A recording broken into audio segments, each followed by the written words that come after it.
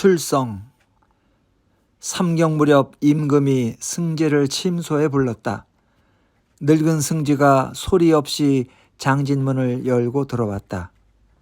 임금은 서안 앞에 곧게 앉아 있었다.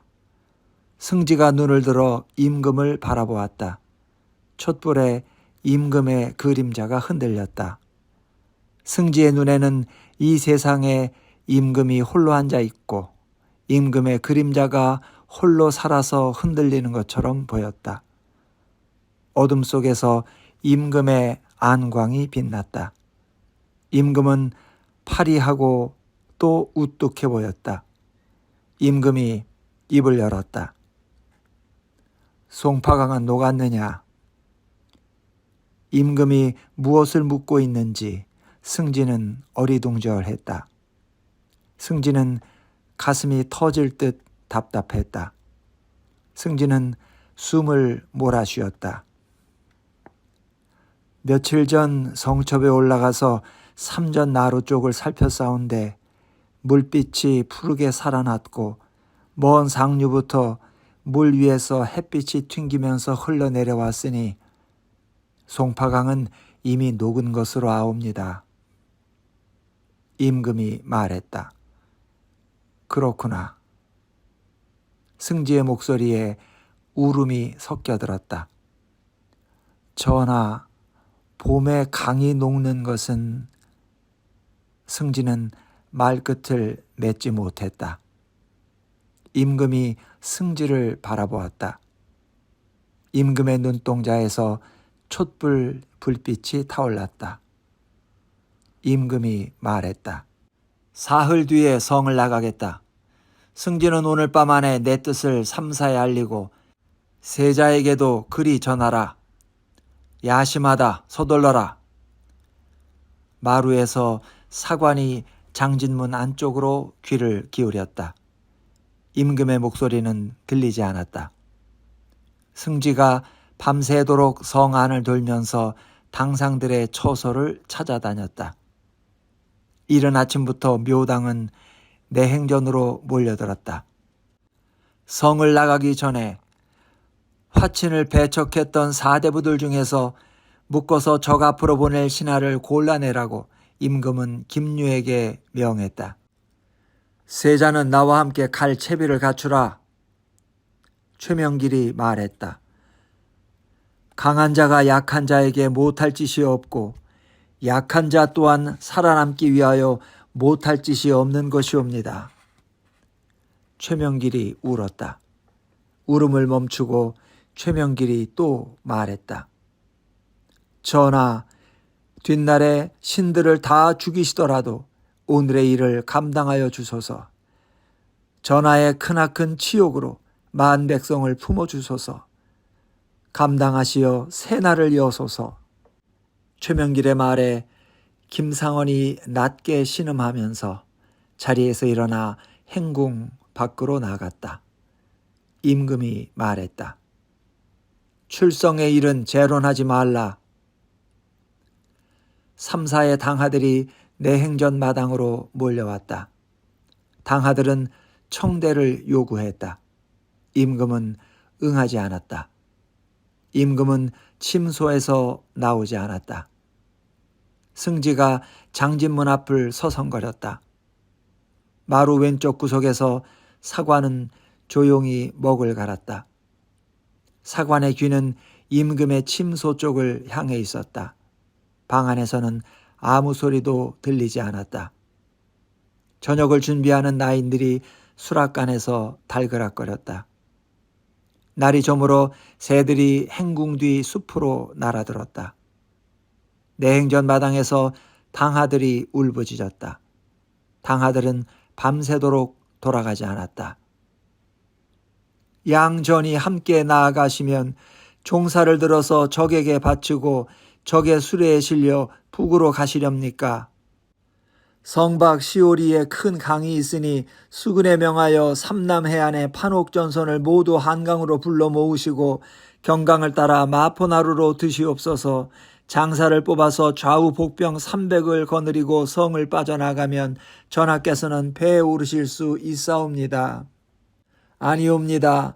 판옥전선은 바다에서 쓰는 배이고 무거워서 얕은 여우를 거슬러 올라오지 못하옵니다. 또 남해안의 배가 한강에 닿기를 어찌 기다릴 수 있겠습니까? 오히려 상류 쪽 진포에 명하여 강선을 부르소서. 전하, 지금 수군을 부리자는 말은 모두 오활한 백면들의 잠꼬대이옵니다. 적이 산문으로 쳐들어오면 나머지 일문으로 빠져나가 호남으로 향하시어 의로운 백성들과 더불어 회복을 도모하소서. 임금의 욕이 미치면 신하는 죽어야 하는 것이온데 신들은 어찌하오리까? 전하, 한 번 나가시면 돌이킬 수 없으니 성을 나가지 마옵소서. 당하들은 밤새도록 행궁마당에서 물러가지 않았다. 행궁담 밖에서 성첩에서 내려온 군병들도 돌아가지 않았다. 군병들의 고함과 당화관들의 울음이 뒤섞였다. 군병들은 나가자고 고함치고 당하관들은 나가지 말자고 울었다. 임금은 당하와 군병들을 내몰지 않았다. 임금은 내다보지 않았다. 김상헌은 사직상소를 올리고 어전에 나아가지 않았다. 김상헌이 노복을 보내 조카 2명을 처소로 불렀다. 조카들이 마당으로 들어왔다. 불러 계시옵니까? 김상헌이 미닫이를 열고 마루로 나왔다. 풀먹인 무명옷자락이 서걱거렸고 갈아시는 벗은 코가 반듯했다. 김상헌이 말했다. 너희도 새 옷으로 갈아입고 오너라. 김상헌은 마루에 서서 기다렸다. 옷을 갈아입은 조카들이 다시 마당으로 들어섰다. 흙립의 도포 차림이었다. 숨이 끊어질 때까지 시간은 오래 걸리지 않을 것이었다. 성 안에 들어와서 견뎌낸 날들에 비하면 죽음에 이르는 시간은 견딜만 하리라. 그 짧은 동안을 견디면 무엇을 부술 수 있고 무엇을 부술 수 없는지 선명히 드러날 것이었다. 그 지난한 것들의 가벼움에 김상헌은 안도했다. 삼전도로 가는 임금의 발 아래 시체를 깔아놓고 시체가 되어 임금을 전송해야만 세상의 길은 열릴 것이었는데 임금의 출성이 임박했으므로 일을 서둘러야 했다. 김상헌은 마당에 서 있는 2 조카를 향해 말했다. 때가 되었다. 나는 죽으니 너희는 그리할라. 너희는 방 밖에 정히 앉아서 나를 보내라. 김상헌은 방 안으로 들어갔다. 조카들이 마당에 자리를 깔고 꿇어 앉았다. 방 안에서 김상헌이 또 말했다. 나로라는 계집아이를 아느냐? 삼거리 대장간에 얹혀있는 아이옵니까? 고운 아이다. 너희들이 그 아이를 살펴서 건사해라. 김상헌은 또 말했다. 그뿐이다. 내가 이 일을 다 마칠 때까지 너희는 진중하라. 김상헌이 방문을 닫았다. 김상헌이 들보에 목을 메었다. 버선발이 공중에 떴다. 매달려서 버둥거리는 그림자가 창호지에 비쳤다. 마당에서 조카들이 일어섰다. 조카들은 2 손을 앞으로 모으고 절했다. 느리고 긴 절이었다. 도승지가 사직을 윤호하는 임금의 뜻을 전하러 김상헌을 찾아왔다. 도승지는 방 안으로 뛰어들며 무명끈을 끊었다. 김상헌의 몸이 방바닥으로 떨어졌다. 도승지가 김상헌의 목에 감긴 끈을 풀었고 노복들이 달려와 팔다리를 주물렀다. 김상헌은 죽지 않았다. 도승지가 조카들을 나무랐다. 자네들은 어찌 숙부의 위급을 구하지 않는가? 어찌 향하여 절을 할 수 있는가? 큰 조카가 대답했다. 어른의 뜻이 늘 지엄한지라 저희들은 거스르지 못하옵니다. 도승지가 김상원의 죽음을 구한 일을 임금에게 아뢰었다.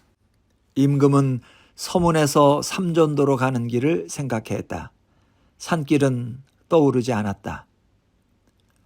상헌이 나를 보내주려 하는구나. 상헌이 나를 배웅하는구나. 김유가 말했다. 상헌은 묶어서 청진에 보내야 할 자인데 스스로 목숨을 끊으면 전하를 배반하는 일이옵니다. 그 조카들에게 명하여 상헌을 잘 감시하도록 하겠나이다. 자결에 실패한 뒤 상헌은 곡기를 끊고 누워 있었다. 조카들이 곁을 지켰다. 큰 조카가 김유의 감시 명령을 김상헌에게 전했다. 조정이 척화신을 찾고 있다 하옵니다. 아직 죽을 때가 오지 않았음을 김상헌은 알았다. 김상헌의 몸은 남한산성에 있었다. 죽기 전에 감당해야 할 일이 남한산성에는 남아 있었다. 묶여서 삼전도로 끌려가서 거기서 적의 칼에 죽는다면 아마도 사공이 죽은 자리에서 가까울 것이었다. 김상헌이 윗몸을 일으켜 앉았다. 알았다. 당분간 살아있으마. 미음을 가져와라. 김상헌은 요 위에 앉아서 미음 그릇을 들여다보았다. 밤중에 다시 어전에 모인 묘당은 성의 사후 대책을 논의했다. 임금과 세자가 신료를 거느리고 출성한 뒤에 청병이 성을 넘어 들어올 것인지는 성을 나가봐야 알 수 있는 일이었다. 용골 때는 출성 대여를 500으로 제한했다. 성 안에 들어온 사대부와 그 권속들을 모두 데리고 나갈 수는 없었다. 군병들 중 경병은 서울로 데려가고 향병은 고향으로 돌려보내야 할 터인데 우선은 성 안에 두고 나갈 수밖에 없었다. 조정이 성 밖으로 나간 뒤에 청병이 성 안으로 들어오지 않는다면 풀어진 군사들이 난병으로 돌변해 성 안에 남은 사대부와 사녀들을 약탈할지도 알 수 없었다. 출성하기 전에 성 안에 남은 군병들을 무장 해제시켜야 할지도 결론을 내지 못했다. 무기를 거둔 채 빈손인 군병들을 청병 앞에 내어줄 수도 없었고 무기를 거두고 나서 데리고 나갈 수도 없었다. 날이 밝을 때까지 내행전 마루에서 신료들은 수근거렸다. 출성대열이 서문을 나갈 때 성첩의 군병들은 모두 땅바닥에 앉아서 고개를 숙이고 떠나는 대열을 내려다보지 말 것. 3, 4의 문서는 청을 적이라 칭하고 있으므로 모두 모아서 태워 없앨 것. 20액이 군장 몇 명을 데리고 성 안에 남아 뒷일을 감당할 것을 묘당은 결정했다. 아침에 호조 관원들이 3, 4의 문서를 행궁 뒷마당에서 불질렀다. 연기가 행궁을 덮었고 불똥이 높이 날아서 성첩 위로 흘러갔다. 상궁이 나인들을 데리고 버선과 이부자리를 보따리에 동였다. 대궐로 돌아가는 것인지 심양으로 끌려가는 것인지 상궁이 별감에게 묻고 별감이 승지에게 물었지만 승지는 임금에게 묻지 못했다. 조정이 나가면 청병이 성 안으로 들어올 것이라는 소문이 민촌에 퍼졌다. 조정이 나간 뒤에도 군사들이 성 안에 남게 되므로 청병은 반드시 쳐들어와서 겨우내 투항하지 않고 버틴 안가품으로 성 안을 도륙낼 것이라고 도축장 마당에서 노파들이 수근거렸다.